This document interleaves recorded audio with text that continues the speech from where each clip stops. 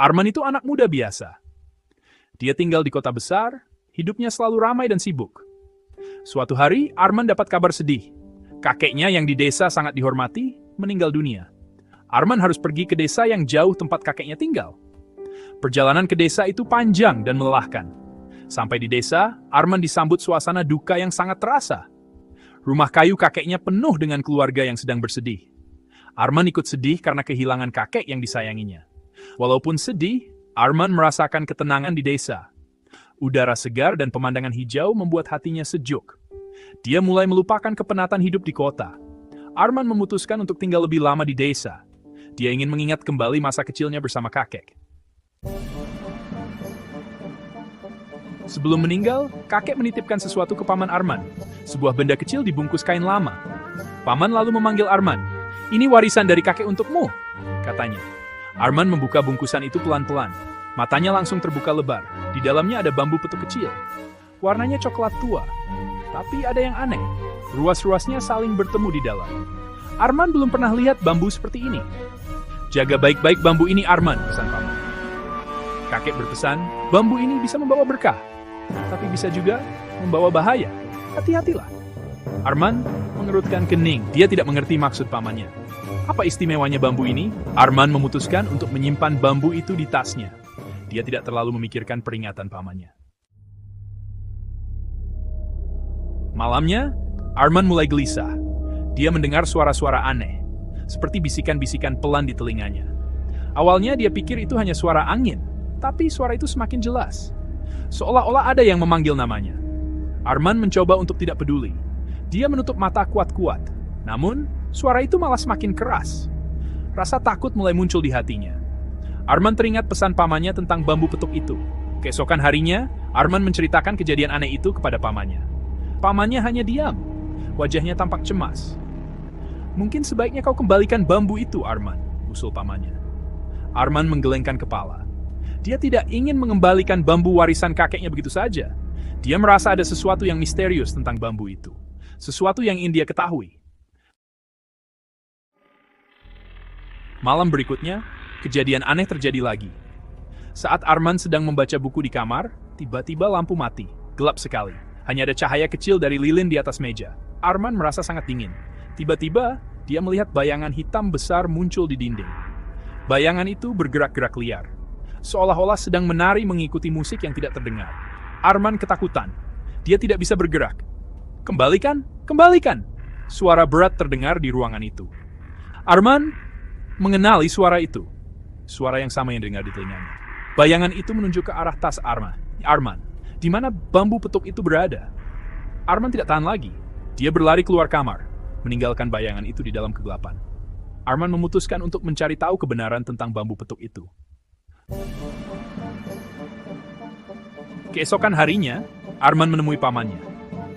Dia menceritakan kejadian mengerikan semalam. Pamannya menghela napas panjang. "Sepertinya kau tidak bisa menyimpan bambu itu lebih lama lagi, Arman," katanya. Pamannya lalu mengajak Arman pergi ke rumah kayu kecil di belakang rumah. Rumah itu tampak tua dan tidak terawat.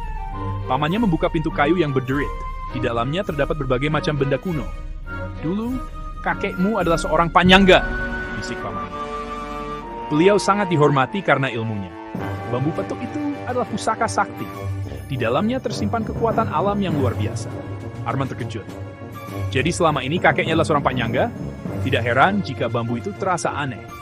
Arman semakin penasaran dengan sejarah bambu petuk itu. Misteri bambu petuk. Paman Arman kemudian menceritakan asal-usul bambu petuk itu. Menurut cerita turun-temurun, bambu itu ditemukan kakeknya di sebuah hutan keramat. Saat itu, hutan dilanda badai dahsyat. Kakeknya berlindung di bawah pohon besar. Tiba-tiba, petir menyambar pohon itu. Pohon itu tumbang. Di balik akar-akar pohon, kakeknya menemukan bambu petuk itu. Bambu itu bersinar terang. Sejak saat itu, kakeknya menyadari bahwa bambu itu bukan bambu biasa. "Kakekmu kemudian mempelajari bambu petuk itu selama bertahun-tahun," lanjut Paman Arman. "Beliau belajar mengendalikan kekuatan alam yang ada di dalamnya. Bambu itu bisa menyembuhkan penyakit, tapi juga bisa mendatangkan bencana." "Lalu, kenapa kakek memberikannya padaku?" tanya Arman. "Bukankah itu berbahaya?" Paman Arman menggelengkan kepala. "Kakekmu percaya padamu, Arman. Beliau yakin kau bisa menjaga amanah ini. Ritual penyucian. Mendengar cerita pamannya, Arman merasa takut sekaligus tertantang. Dia memutuskan untuk mengembalikan kekuatan bambu petuk itu ke alam. Dia tidak ingin hidup dalam ketakutan terus-menerus. Paman Arman setuju. Dia kemudian menyiapkan ritual penyucian untuk memisahkan kekuatan gaib dari bambu petuk itu. Ritual itu harus dilakukan di tempat bambu itu ditemukan. Hutan Keramat. Perjalanan ke hutan keramat sangat melelahkan. Arman dan pamannya harus melewati jalan setapak yang terjal dan sungai yang deras. Namun, tekad mereka sudah bulat.